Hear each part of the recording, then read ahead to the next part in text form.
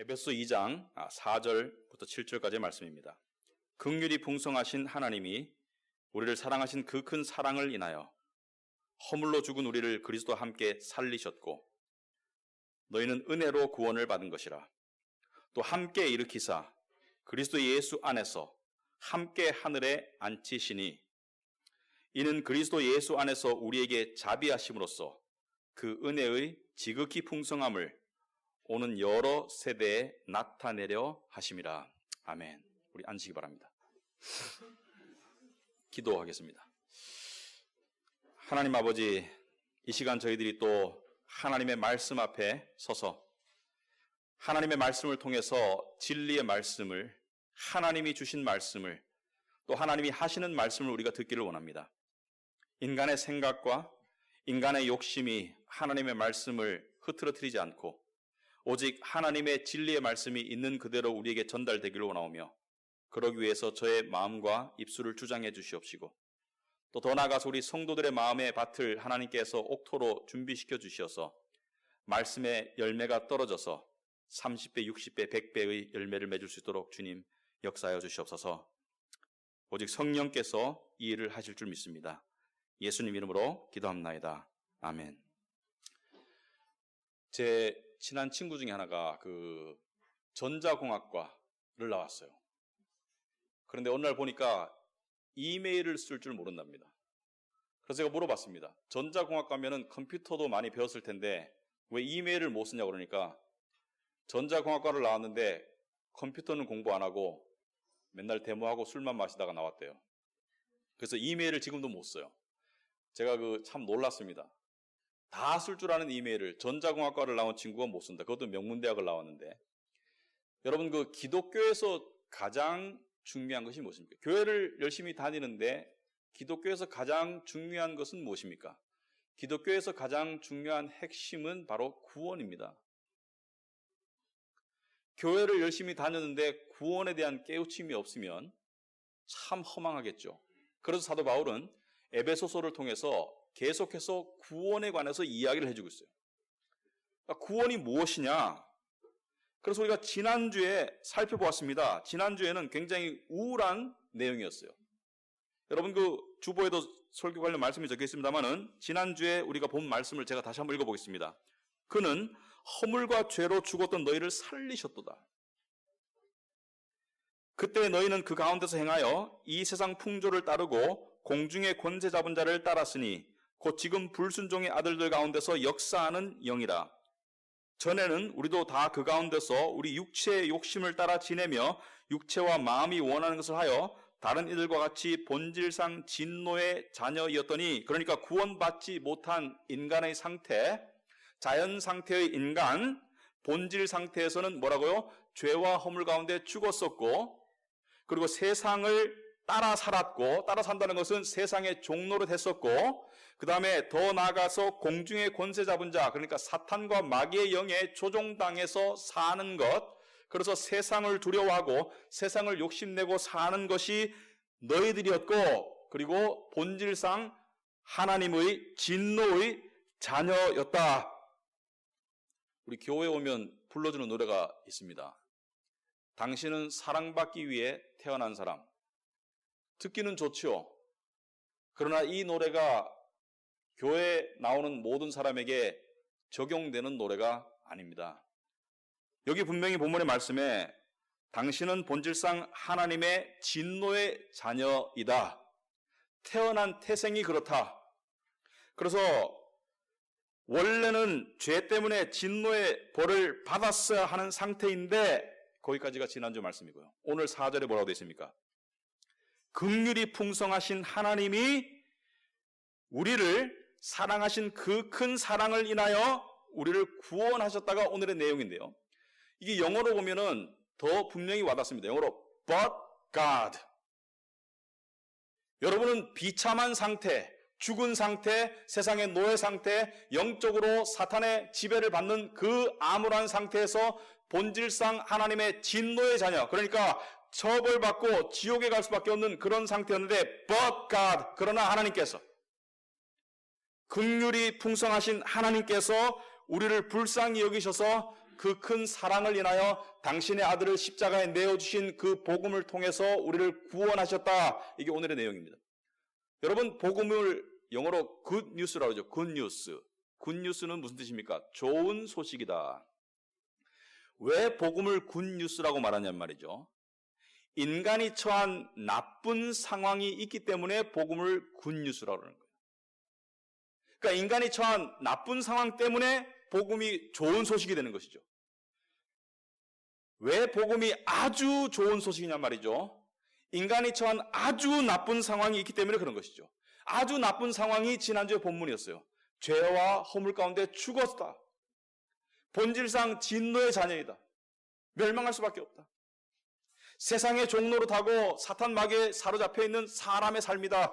그 암울한 상황에서, 그 나쁜 상황에서 복음이 모든 것을 해결하는 좋은 뉴스라는 것을 이야기하는 것입니다. 그런데 여러분, 복음을, 그 좋은 소식을, 그 은혜로운 소식을 깨닫기 위해서는 무엇을 먼저 알아야 될까요? 나쁜 상황을 먼저 알아야 되겠죠. 죄를 비롯한 나쁜 상황을 먼저 알아야 됩니다. 이번 주에 이 강남의 어떤 커다란 교회, 이런 커다란 플랜카드가 걸려 있어요. 당신은 선한 사람입니다. 당신은 선한 사람입니다. 엄청나게 큰 교회가. 사람들에게 어필하기 위해서, 사람들을 더 끌어모으기 위해서, 사람들을 기분 나쁘지 않게 하고 기분 좋게 하기 위해서 무슨 의도로 그렇게 했는지 모르겠습니다만은 선한 사람이 왜 복음이 필요합니까? 아니, 선한 사람이 왜 십자가가 필요합니까? 예수님께서 내가 온 것은 죄인을 부르러 온 것이지 의인을 부르러 온 것이 아니다. 내가 온 것은 병자를 고치러 온 것이지 건강한 사람을 위해서 온 것이 아니다.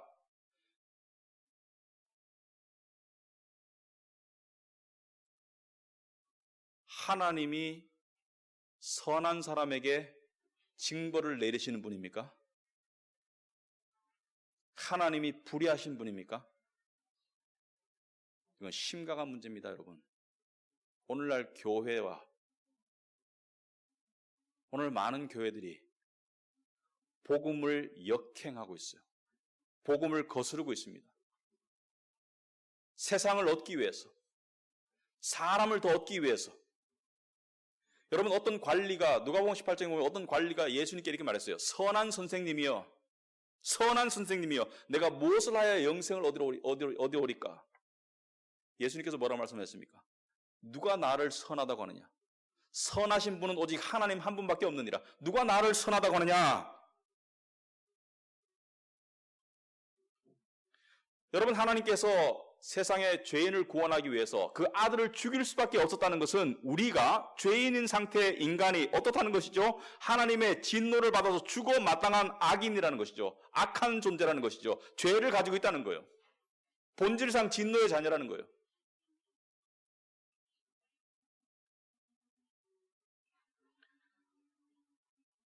인간이 착해 보이는 사람이 있습니다.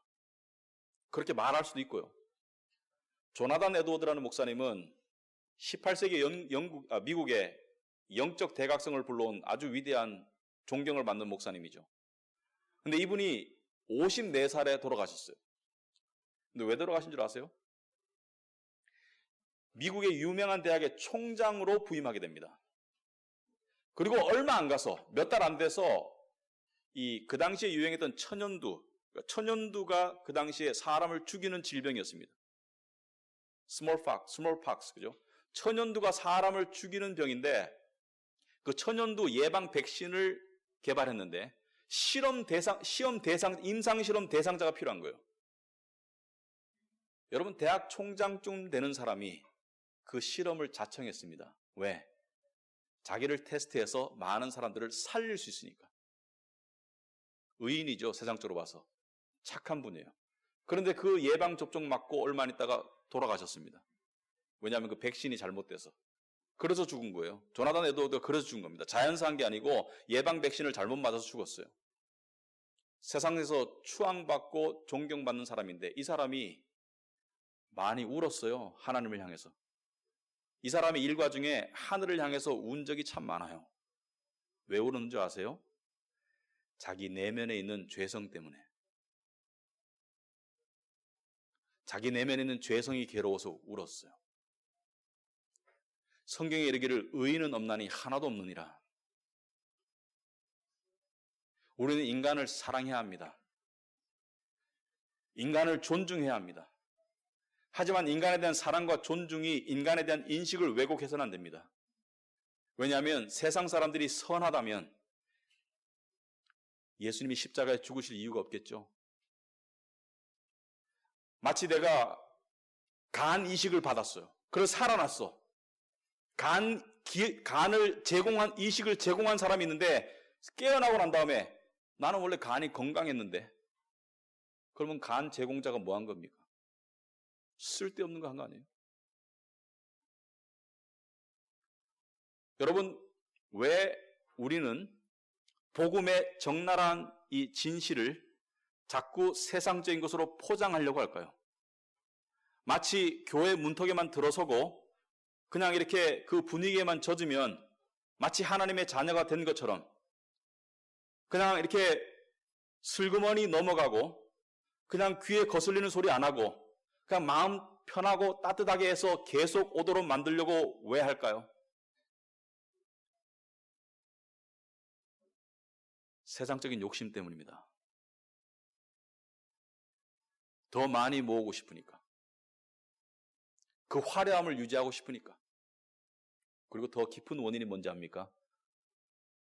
사도 바울이 로마서에서 이렇게 말했거든요. 나는 복음을 부끄러워하지 아니한다. 그게 무슨 뜻인지 아세요? 세상에는 복음을 부끄러워하는 교인들이 많다는 걸 의미하는 거예요.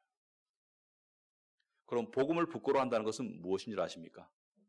복음 안에 엄청난 능력이 있고 복음 안에 엄청난 은혜가 담겨 있기 때문에 복음을 자랑하고 복음을 순수하게 붙잡지 않고 복음에다가 세상의 생각과 세상의 욕심과 세상의 두려움으로 복음을 물타는, 복음을 변질시키는 모든 행위가 복음이 부끄러운 거죠. 여러분, 자식이 있는 모습 그대로 예쁘면 있는 모습 그대로 꺼내놓으면 되는데 거기다가 막 화려한 치장을 하고 막 온갖 것을 가면을 씌우고 자식 아닌 모습으로 내보내는 것은 왜 그럴까요?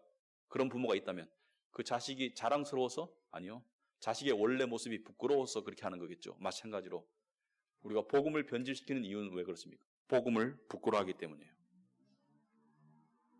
여러분, 세상은 교회를 길들이려고 합니다.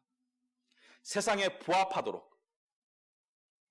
그래서 복음의 이 절대성과 순수성을 희석시키도록 만들어요. 그게 사탄이 하는 일입니다. 그것에 희석되면 끝장이에요. 그것에 희석된 교회는 살아남지 못합니다. 영국의 청교도가 그렇게 부흥하고 신앙의 불길이 있고 복음의 순수성을 그렇게 지켜왔었는데 지금 영국의 교인이 1%가 안 됩니다. 왜 그렇습니까? 어느 세대에 복음을 부끄러워했기 때문에, 복음의 순수성을 저버렸기 때문에, 세상과 타협했기 때문에. 여러분, 우리는 세상의 유혹이 아무리 강해도 세상의 협박이 아무리 두려워도 우리는 복음을 전해야 합니다. 그것이 세상적인 실패를 의미해도 어쩔 수 없습니다. 복음을 전하지 않은 상태에서 성공하면 무슨 소용이 있겠습니까? 특히 저 같은 사람은 하나님의 말씀을 있는 그대로 전하는 것이 저의 소임입니다.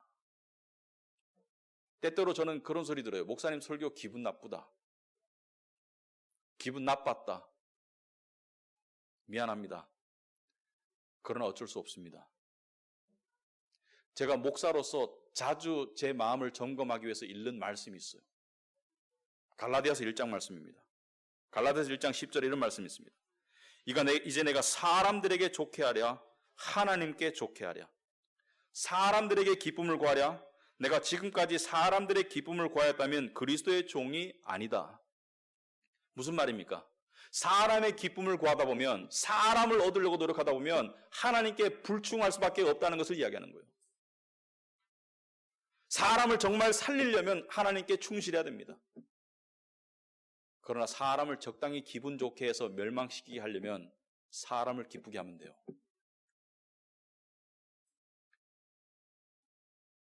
때때로 저는 이걸 상상합니다.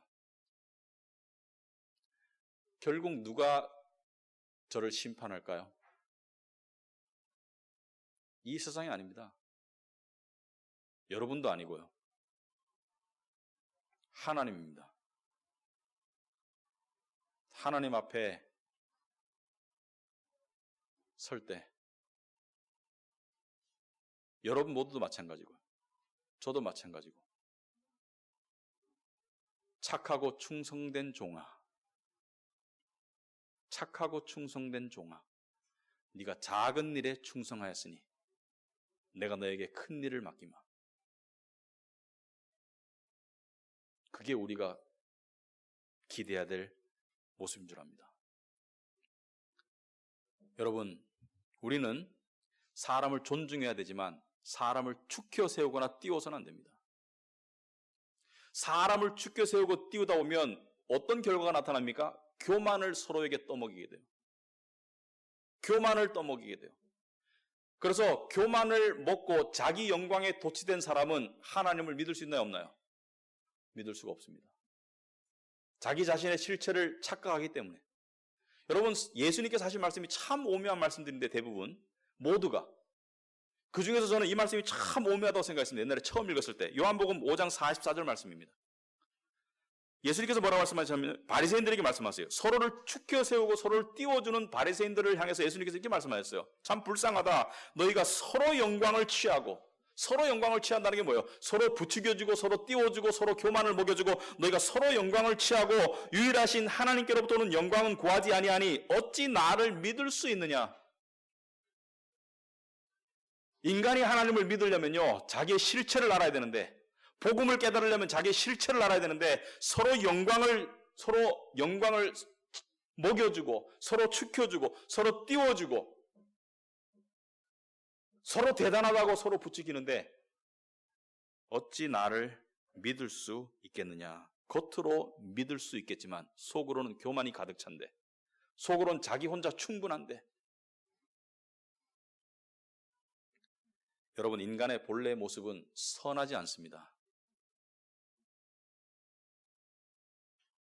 그러나 선하신 하나님께서, 긍휼하신 하나님께서, 우리의 상황을 불쌍히 여기신 하나님께서 우리를 구원하신 거예요. 그래서 4절에 긍휼이 풍성하신 하나님이 우리를 사랑하신 그 큰 사랑을 인하여 허물로 죽은 우리를 그리스도와 함께 살리셨다. 허물로 죽었던, 죄 가운데 죽었던 우리를 그리스도와 함께 살리셨다. 여러분, 죽은 사람을 살리셨다는 것은, 여러분, 죽은 사람이 할 수 있는 게 뭐죠? 죽은 사람이 할 수 있는 게 뭡니까? 없어요. 죽은 사람이 생각이 있습니까? 죽은 사람이 의지가 있습니까? 죽은 사람이 선택할 수 있습니까? 죽은 사람은 자기가 죽었다는 사실도 몰라요. 그게 인간입니다. 그게 자연상태 인간이에요. 세상 사람들은 자기가 영적으로 죽었다는 걸 몰라요.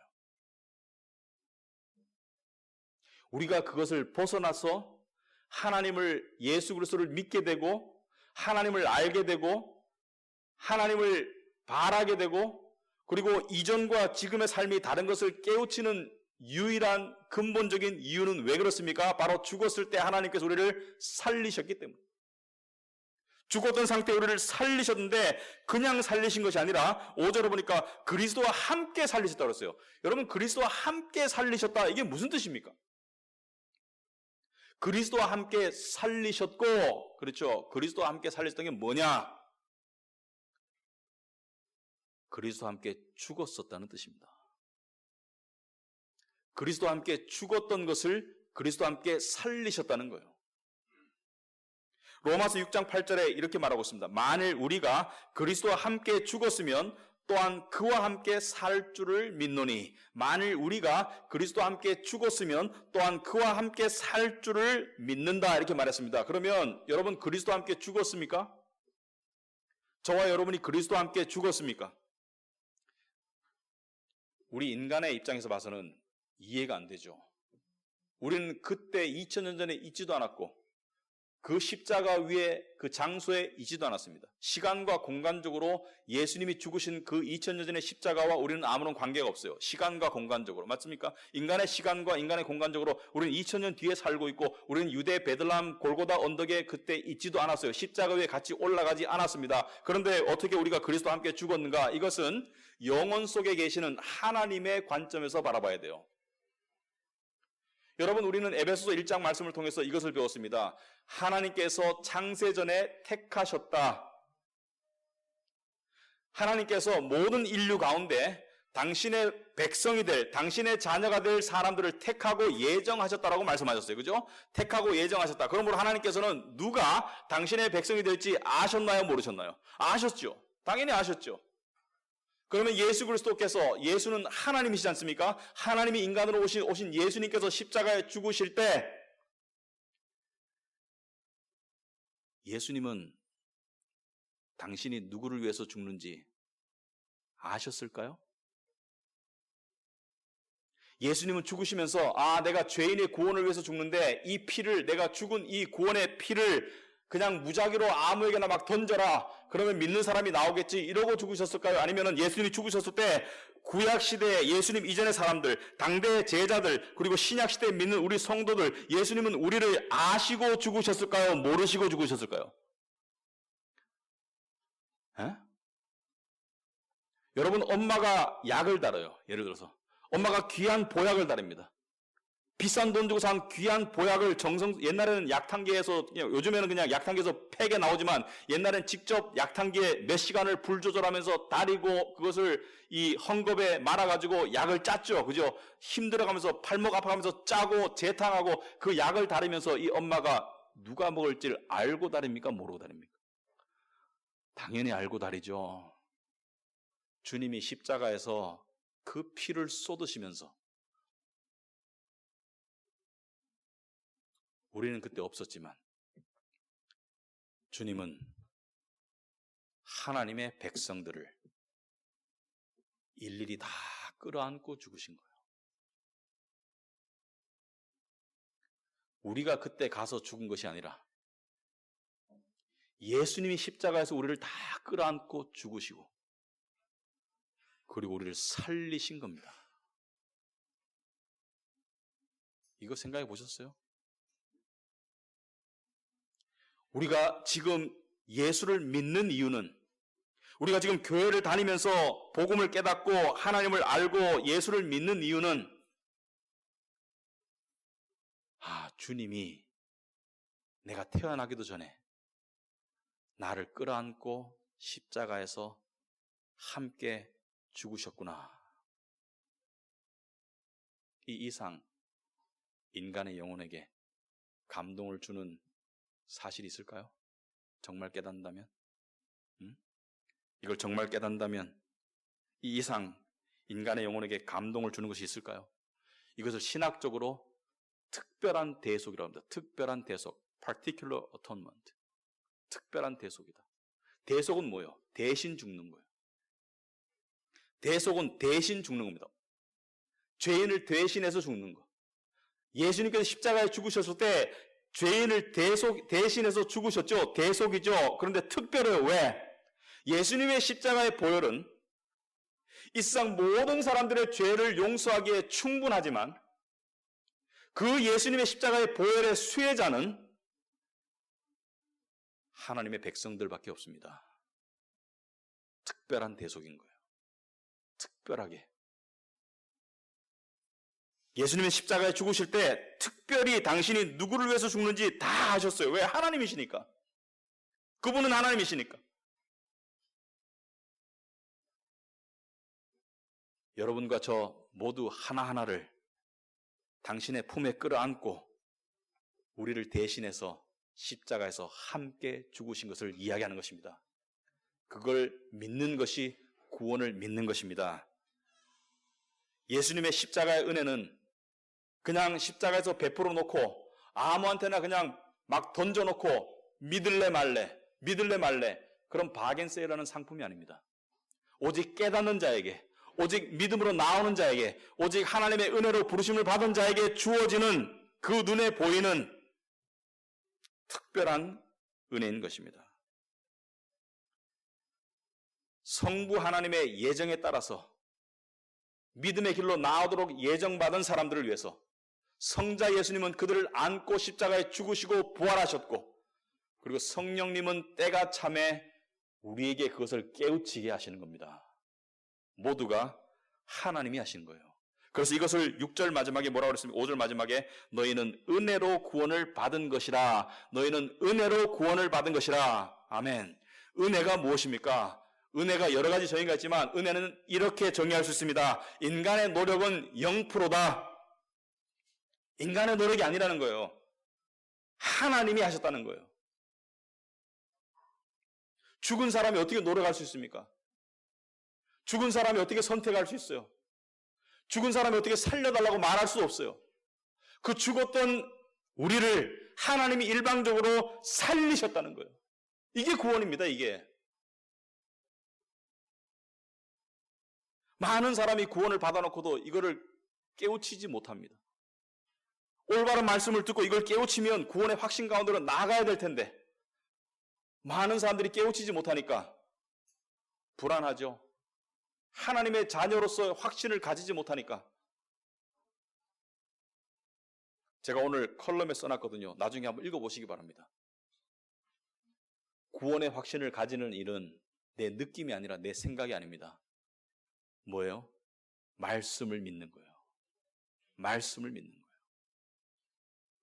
그리고 함께 일으키셨을 뿐만이 아니라 6절에 그리스도 예수 안에서 함께 하늘에 앉히셨다고 되어 있습니다. 그리스도 예수 안에서 하늘에 함께 앉히셨다. 이거 영화를 말하거든요. 성도들의 영화. 그러니까 우리가 나중에 천국 가면 하나님께서 우리를 당신의 영광스러운 자리로 부르신다. 왜? 우리가 자녀이기 때문에. 우리를 천사보다 더 높게 하신다. 왜? 우리는 자녀이기 때문에. 천사는 부리는 영이지만 우리가 하나님과 함께 예수 그리스도의 보좌에 함께 앉는다. 왜? 우리가 자녀이기 때문에. 예수가 우리의 형이기 때문에. 근데 아직 안 앉았잖아요. 아직 안 죽었지 않습니까? 근데 왜 여기는 앉히시니, 이게 과거거든요. 앉혔다는 거예요. 왜 앉혔다고 말하죠? 왜 그렇습니까? 왜냐하면 우리 인간의 시각으로 봤을 때는, 시간에 갇혀있는, 공간에 갇혀있는 우리 인간의 관점으로 봤을 때는 아직 미래의 일이지만 영혼 속에 계시는 하나님의 보시기에는 이미 일어난 일과 마찬가지입니다. 왜? 하나님은 시간을 초월하신 분이기 때문에, 공간을 초월하신 분이기 때문에 하나님께는 이미 일어난 일이고, 그리고 또 우리 인간에게도 성경은 반드시 일어날 확실한 미래의 일을 땡겨서 믿는 것을 믿음이라고 합니다. 성경은 반드시 일어날 미래의 일을 현재화하는 것을 믿음이라고 해요. 그래서 믿음은 바라는 것들의 실상이라고 그랬습니다. 히브리서 11장 1절에 믿음은 바라는 것들의 실상이다. 무슨 뜻입니까? 너희가 바라는 것이 무엇이냐? 하나님의 영광에 들어갈 것이다. 하나님의 영광에 이미 들어가 있다. 골로새서 3장에도 똑같은 내용이 나옵니다. 위의 것을 찾아라. 너희가 그리스도와 함께 하나님 안에 감추어져 있다. 이미 하나님과 함께 한다는 거예요. 그러니까 구원을 받았으면 구원의 완성은 이미 예정되어 있기 때문에 우리는 이미 천국에 들어가 있는 것과 마찬가지라는 거예요. 이해할 수가 없습니다. 인간의 머리로 이해할 수 없고 논리로 설명할 수 없지만 그렇다는 거예요. 우리가 설명할 수 있는 게 있고 하나님의 신비로운 역사는 설명과 논리적 이해가 불가능하고 받아들일 수밖에 없는 것이 있습니다. 그 중에 하나 이것입니다. 우리는 이미 천국의 영광에 들어가 있다. 아멘. 예수 믿는 여러분은 이미 천국의 영광에 들어가 있다. 여러분 이걸 정말 믿는다고 생각합시다. 이걸 정말 우리가 믿는다고 생각한다면 어떤 결과가 나타날까요? 세상에서 어떠한 삶의 자세가 나타날까요? 위축될까요? 당당할까요? 불안할까요? 평안할까요? 두려울까요? 담대할까요? 목에 칼이 들어온다고 안 돌아봐서 모르겠습니다. 믿음 없는 사람과 같이 그럴까요? 반응이? 저는 아니라고 생각합니다. 우리에게 진짜 담대함을 줄 수 있고 진짜 평강을 줄 수 있고 진짜 확신을 줄 수 있는 그 모든 원인의 근원이 무엇입니까? 바로 하나님의 구원입니다. 이 구원을 알아가는 것이 성도예요. 이 구원을 살아가는 것이 성도입니다. 이 구원을 품고 죽는 것이 성도입니다. 그리고 영광 가운데 부활할 사람들이 성도입니다. 이게 하나님의 성도입니다. 7절에 이는 그리스도 예수 안에서 우리에게 자비하심으로 그 은혜의 지극히 풍성함을 오는 여러 세대에 나타내려 하심이라. 그리스도 예수 안에서 우리에게 자비하신 거예요, 하나님이. 여러분 때문이 아니라 저의 노력이나 저의 제가 이뻐서가 아니라 그리스도 예수 안에서 무조건적으로 당신의 긍휼하심과 구원을 쏟아 부으신 겁니다. 여러분 착각하지 마세요. 우리가 믿지 않는 사람보다 더 잘나서가 결코 아닙니다. 우리가 믿지 않는 사람보다 더 이뻐서가 아니에요. 그리스도 안에 있기 때문에 하나님께서 우리를 사랑하시는 거예요. 그리스도 안에 있기 때문에 무조건적으로 하나님께서 우리를 용서하시는 거예요. 왜? 그리스도가 다 용서했기 때문에, 우리 과거, 현재, 미래 죄를 다 용서했기 때문에 우리는 용서받았고 사랑받고 있고 그 사랑은 영원합니다. 왜? 그리스도 안에 있기 때문에. 그리고 이 하나님의 구원의 역사, 그리스도를 통해서 죄인들을 부르시고 그 죄인들의 죄를 깨닫게 하시고 그리고 복음을 깨닫게 하시고 그렇게 은혜로 부르시는 그 역사가 오는 여러 세대에 나타날 것이다. 앞으로도 계속 이 역사가 지속되는 동안 계속 있을 겁니다. 언제까지? 주님 오시는 그날까지. 구원받는 사람들이 계속해서 생겨날 겁니다. 왜? 하나님께서 그 일을 하시니까. 여러분 놀랍지 않습니까? 어느 종교가 세계 다 퍼졌나요? 불교는 불교가 성황한 지역이 있고, 이슬람은 이슬람이 있는 지역이 있고, 힌두교는 힌두교가 있는 지역이 있고, 세계 모든 종교가, 대부분의 종교가 있는 지역이 있는데 왜 복음은 땅끝까지 전파되나요? 왜냐하면 하나님이 그렇게 정하셨기 때문에. 예수님께서 땅끝까지 복음이 전파되면 내가 다시 오리라. 땅끝까지 복음이 전파되리라. 땅끝에 다 다루고 있습니다. 하나님의 구원의 역사는 지금도 일어나고 있어요. 우리의 나약함이나 우리의 불충이나 우리의 어떤 그 여러 가지 불합리한 모습에도 관계없이 성령의 역사는 일어나고 있습니다. 그래서 아무리 성경적으로 봐도 참 희한한 교회 속에서도 믿는 영혼들이 그래도 있더라고요. 왜? 하나님의 역사 때문에 있더라고요. 참 감사한 일이죠. 어떤 사람은 이단의 집회에 갔다가 이단의 집회인지 모르고 갔다가 믿지도 않을 때 갔는데 다른 모든 말씀은 들리지 않았는데 보라 세상죄를 지고 가는 하나님의 어린 양이도다. 이단도 성경 말씀을 사용하지 않습니까? 그 성경 말씀 하나가 가슴을 쳐서 이단이 하는 교회로 나가게 되었답니다. 하나님의 역사는 그렇게 일어날 수 있어요. 놀라우신 분입니다. 그분이 우리 하나님입니다.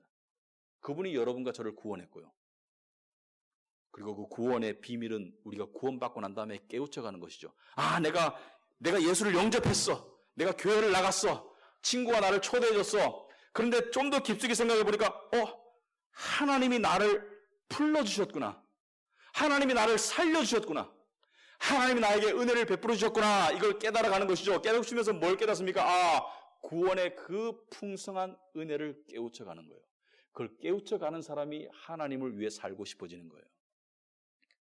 하나님의 영광을 위해 살고 싶어지는 것입니다. 여러분, 우리 교회로서 우리 그렇게 계속 살아가기를 원합니다. 우리 교회가 세상에 타협하지 말고 복음의 진리를 있는 그대로 전하고 비록 우리가 부족하고 연약한 부분이 있더라도 그것을 만회하기 위해서 복음의 약을 타지 맙시다. 혹시 제가 약을 타거든 목사님 약 타고 있다고 알려주세요. 그래야 됩니다. 왜냐하면 우린 서로 살아서 서로를 깨워줘야 되기 때문에. 아시겠죠? 기도합시다.